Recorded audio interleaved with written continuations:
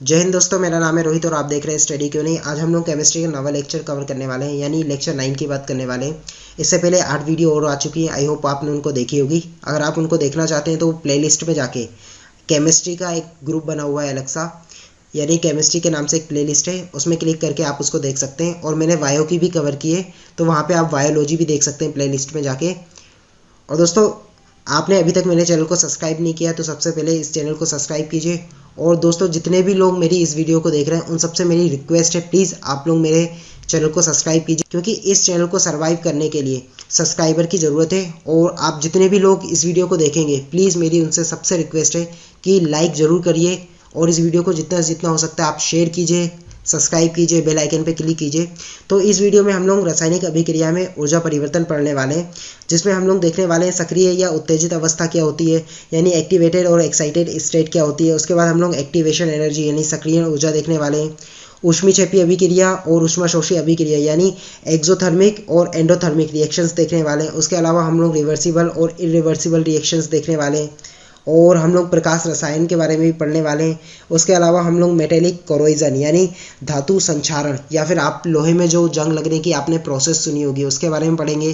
गैल्वेनाइजेशंस के बारे में पढ़ेंगे कि गैल्वेनाइजेशन क्या होता है।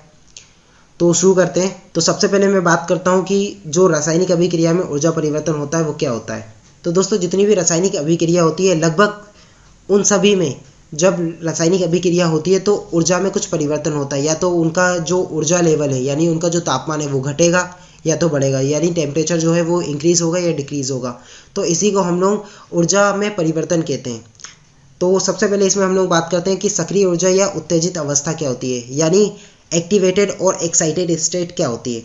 तो दोस्तों, किसी भी रासायनिक अभिक्रिया से पहले जो अभिकारक होते हैं, और आपको अभिकारक नहीं पता होगा तो मैं बता दूं कि आपने जब सुना होगा कि रिएक्शन की दो एलिमेंट मिलकर एक नया पदार्थ का निर्माण करते हैं, या फिर कोई यौगिक मिलकर एक नए पदार्थ का निर्माण करते हैं, तो जो अभिकारक होते हैं वही वो पदार्थ होते हैं जो कि नए प्रोडक्ट का निर्माण करते हैं। तो उनको हम लोग अभिकारक कहते हैं। तो आपको समझ में आ गया होगा। तो किसी भी रासायनिक अभिक्रिया के पूर्व अभिकारक कुछ अतिरिक्त ऊर्जा अवशोषित कर लेते हैं, जिसके कारण ये उच्चतर ऊर्जा की अवस्था में परिवर्तित हो जाते हैं, यानी उच्चतर ऊर्जा के अवस्था में पहुंच जाते हैं। तो इसी अवस्था को हम लोग सक्रिय या उत्तेजित अवस्था कहते हैं, यानी एक्टिवेटेड या फिर एक्साइटेड स्टेट कहते हैं। तो आपको यहाँ पे समझ में आ गया होगा। और दोस्तों, यहाँ पे सक्रिय ऊर्जा भी इसी से मिलता जुलता एक है, क्योंकि जितनी अभिकारक जो होते हैं उनको जितनी ऊर्जा की आवश्यकता होती है, यानी उनको जो सक्रिय या उत्तेजित अवस्था में परिवर्तित होने के लिए जितने भी एनर्जी को एब्जॉर्ब करते हैं यानी अवशोषण करते हैं, तो उसी ऊर्जा को हम लोग सक्रिय ऊर्जा कहते हैं, यानी एक्टिवेशन एनर्जी कहते हैं।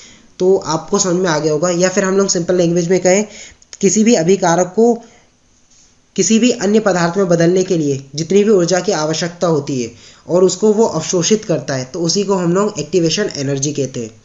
और इसके बाद हम बात करते हैं ऊष्माक्षेपी अभिक्रिया, यानी एक्सोथर्मिक रिएक्शंस क्या होती है। तो दोस्तों, नाम से आपको पता चल गया होगा एक्सोथर्मिक, यानी एक्सो मतलब बाहर निकालना। तो वह रिएक्शन या फिर वह अभिक्रिया जिसमें ऊर्जा का उत्सर्जन होता है, यानी जब अभिक्रिया होती है तो ऊर्जा का उत्सर्जन होता है, या फिर जब दो अभिकारक आपस में रिएक्शन करके एक नया उत्पाद का निर्माण करते हैं, यानी किसी नए प्रोडक्ट का निर्माण करते हैं, तो उसमें ऊर्जा का उत्सर्जन होता है।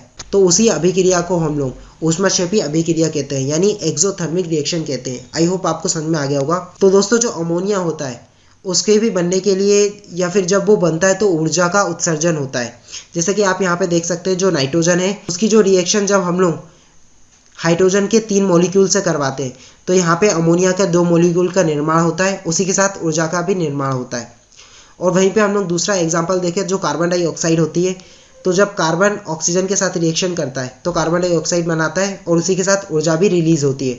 तो तभी आपने सुना होगा, जो कार्बन डाइऑक्साइड होता है इसके कारण ग्लोबल वार्मिंग होती है। तो उसका एक रीज़न ये भी है क्योंकि जब कार्बन डाइऑक्साइड बनता है तो ऊर्जा का उत्सर्जन होता है। और दूसरा रीज़न आपको पता है कि जो ग्लोबल वार्मिंग होती है उसका ये रीज़न है, जब सूर्य से जो रेज आती है वो पृथ्वी से टकराती हैं और टकराने के बाद वो वापस परावर्तित होकर स्पेस में जाती है, यानी हमारे जो ब्रह्मांड होता है उसमें वापस लौटती है। तो जो कार्बन डाइऑक्साइड के मॉलिक्यूल होते हैं उनको वापस जाने से रोकते हैं, यानी उस ऊर्जा को या फिर उस जो एनर्जी होती है उसको पृथ्वी पे ही रोक के रखते हैं, जिसके कारण पृथ्वी का टेम्परेचर बढ़ जाता है। और दोस्तों ऊष्माक्षेपी रिएक्शन की सबसे अच्छा एग्जाम्पल अगर आप देखना चाहते हैं तो कभी आपने चूना देखा होगा। जब चूने को हम लोग ठंडे पानी में डालते हैं या फिर नॉर्मल हमारा जो घर में पानी रखा रहता है उसमें डालते हैं तो वो पानी अचानक उबलने लगता है और उसमें से कार्बन डाइऑक्साइड रिलीज होने लगती है। तो आपने देखा कि वहाँ पे पानी अपने आप गर्म हो गया, यानी जो कैल्शियम ऑक्साइड है वो वाटर से रिएक्शन करता है तो ऊष्मा का उत्सर्जन करता है। तो वो सबसे अच्छा एग्जाम्पल है ऊष्माक्षेपी रिएक्शन का, यानी एक्सोथर्मिक रिएक्शन का। तो आपको वो भी याद रखना है। तो आपको यहाँ पे ऊष्माक्षेपी अभिक्रिया समझ में आई होगी, यानी एक्सोथर्मिक रिएक्शन समझ में आई होगी। इसके बाद हम लोग बात करते हैं एंडोथर्मिक। नाम से आपको समझ में आ गया होगा एंडोथर्मिक, यानी जिसमें एनर्जी या फिर जो ऊर्जा है उसका अवशोषण होता है। तो हम लोग बात करते हैं। तो दोस्तों जो ऊष्मा शोषी अभिक्रिया होती है, आप नाम से समझ गए होंगे, जो ऊष्मा का शोषण करती है यानी ऊष्मा को अब्जॉर्ब करती है, यानी वह रिएक्शन जिनको कंप्लीट होने के लिए ऊष्मा की आवश्यकता होती है या फिर ताप की आवश्यकता होती है या टेम्परेचर की आवश्यकता होती है, उसको हम लोग ऊष्मा शोषी अभिक्रिया कहते हैं, यानी एंडोथर्मिक रिएक्शन कहते हैं।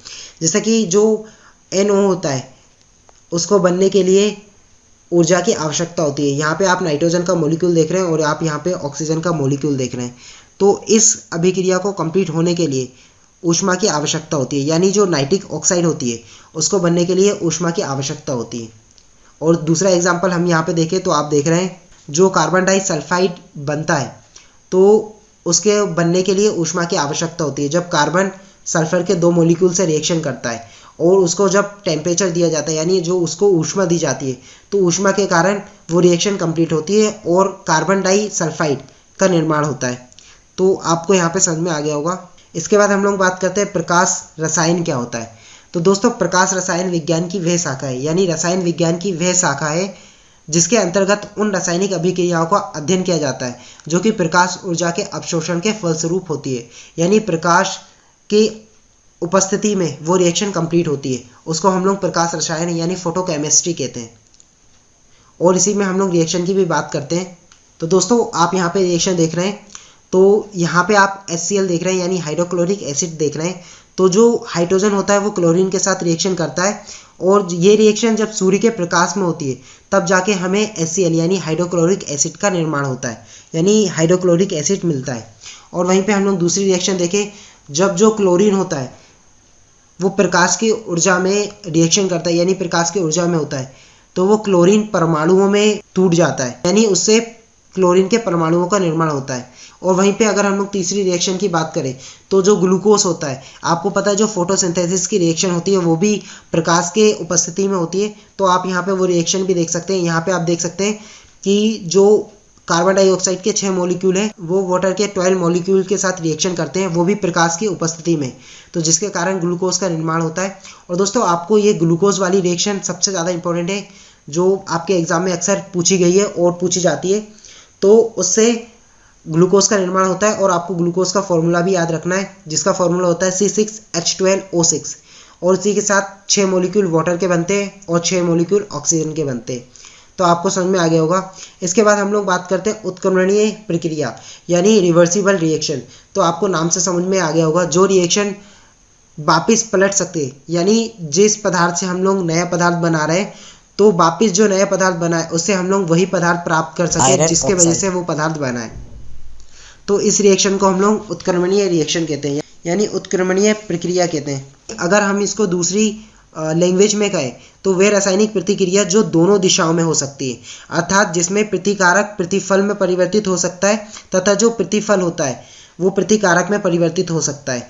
तो आपको उत्क्रमणीय रिएक्शन समझ में आ गई होगी। जैसे कि आप यहाँ पे एग्जाम्पल भी देख रहे हैं, यहाँ पे आप आयरन के मॉलिक्यूल देख रहे हैं और जब वे वाटर के साथ रिएक्शन करते हैं बनाते हैं और 4 मॉलिक्यूल हाइड्रोजन के रिलीज होते हैं।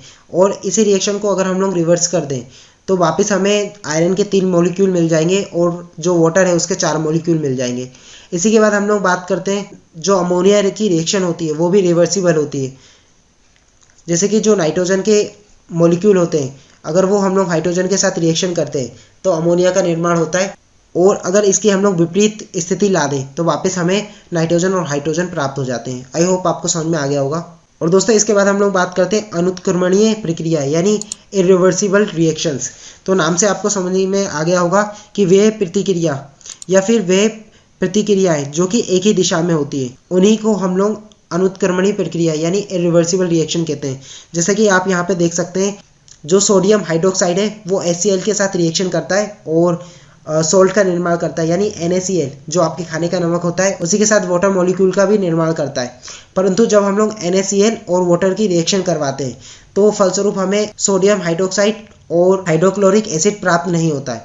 तो इससे हमें समझ में आता है कि ये रिएक्शन अनुत्क्रमणीय रिएक्शन है। इसी के बाद हम लोग बात करते हैं कि धातु संक्षारण क्या होता है, यानी मेटेलिक कोरोजन क्या होता है। तो दोस्तों, कोई भी धातु जो कि ऑक्सीजन यानी वायु की प्रेजेंट में और उसी के साथ नमी की प्रेजेंट में उसका अवांछनीय पदार्थों में परिवर्तन हो जाता है, तो इस रिएक्शन को हम लोग धातु संक्षारण यानी मेटेलिक कोरोजन कहते हैं। और दोस्तों, जो धातु संक्षारण की रिएक्शन होती है यानी धातु संक्षारण जो होता है वो ऑक्सीकरण और अपकरण अभिक्रिया है। तो आपको यहाँ पे मेटेलिक कोरोजन भी समझ में आ गया होगा। इसके बाद हम लोग लोहे में जंग लगना देखते हैं।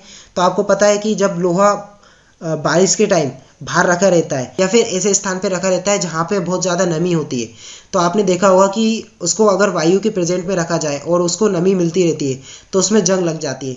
तो आप यहाँ पे देख सकते हैं, जो आयरन है वो ऑक्सीजन की प्रेजेंट में और वाटर की प्रेजेंट में, जैसा कि मैंने बताया कि वो वायु में रखी होती है और नमी होना आवश्यक होती है। इसके लिए दो कंडीशन होती है।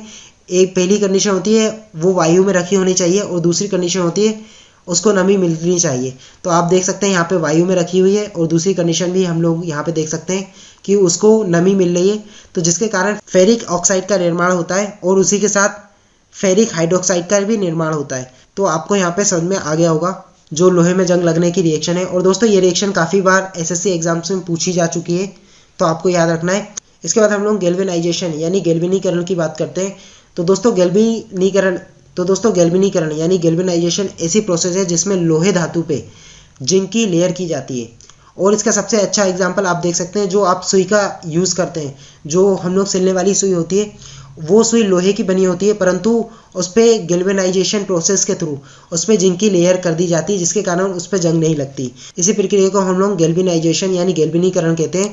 और जिस लोहे पे यह प्रोसेस की जाती है उस लोहे को हम लोग गैल्वेनीकृत लोहा कहते हैं, यानी गैल्वेनाइज्ड आयरन कहते हैं। तो आई होप आपको ये रिएक्शन पूरी समझ में आ गई होगी और यहीं पे ये वीडियो समाप्त हुई। दोस्तों, जैसा कि मैंने कहा कि प्लीज़ मेरे चैनल को सब्सक्राइब कीजिए, लाइक कीजिए दोस्तों, क्योंकि मैं बहुत मेहनत करके ये वीडियो बनाता हूँ एक, और अगर आप उस वीडियो को अच्छे से रिस्पॉन्स नहीं देंगे तो मेरी जो मेहनत है वो बेकार है। तो प्लीज़ मेरे चैनल को सब्सक्राइब कीजिए और रिक्वेस्ट है कि इस वीडियो को अभी लाइक कीजिए और जितना जितना हो सकता है शेयर कीजिए। मिलते हैं नेक्स्ट वीडियो में। जय हिंद।